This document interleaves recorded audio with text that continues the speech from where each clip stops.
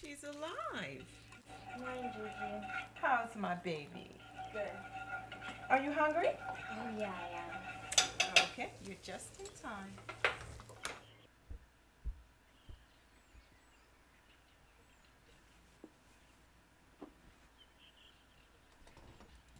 So, did you get all your schoolwork done for the weekend?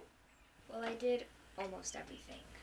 I have an essay due next Tuesday for Miss Carter's class. It's about 2020, and I was wondering if I can ask you some questions about it. Sure, sweetheart. Okay.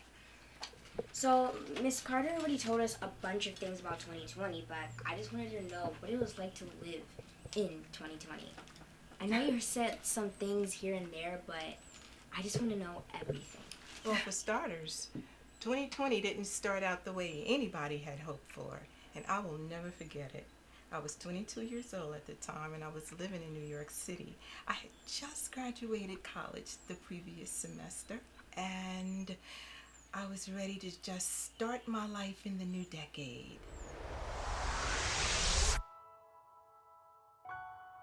So what happened? What was America like when COVID-19 began? Well, everyone was scared, sweetheart. Really scared. No one knew what was happening or what was going to happen. Once the virus spread across the world, every major city became a ghost town. What was New York City like? People panicked at first, emptied the grocery store. You couldn't even find toilet paper. Oh my God, I knew people were wearing masks and stuff, but I didn't know the stores were empty like that. Hospitals were overflowing. Our president, he didn't even understand the magnitude of the disaster, didn't even bother to try. He just politicized it. Then, for the first time in months, the news wasn't talking about the virus anymore. Do you know who George Floyd is? Yes, I remember seeing his name in my history book. 8 minutes and 46 seconds, I'll never forget it. The news played his murder over and over.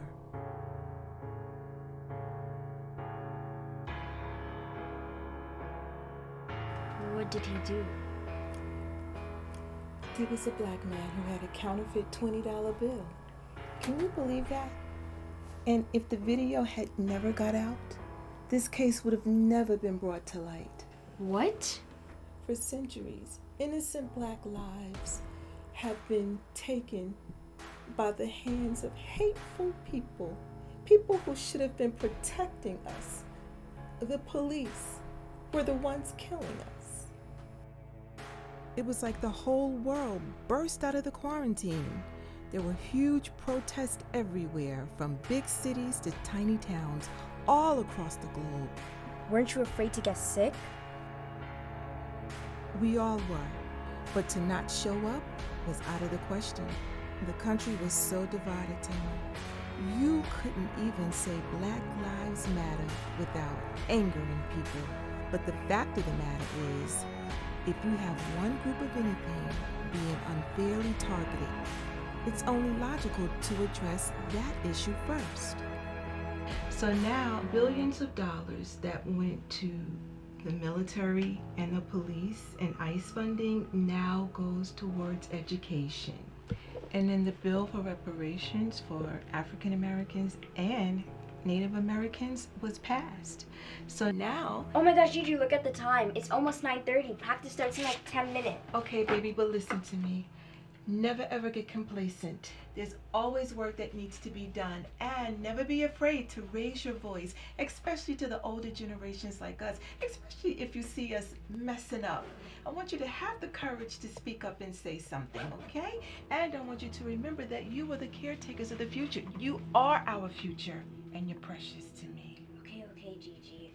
We gotta get to practice.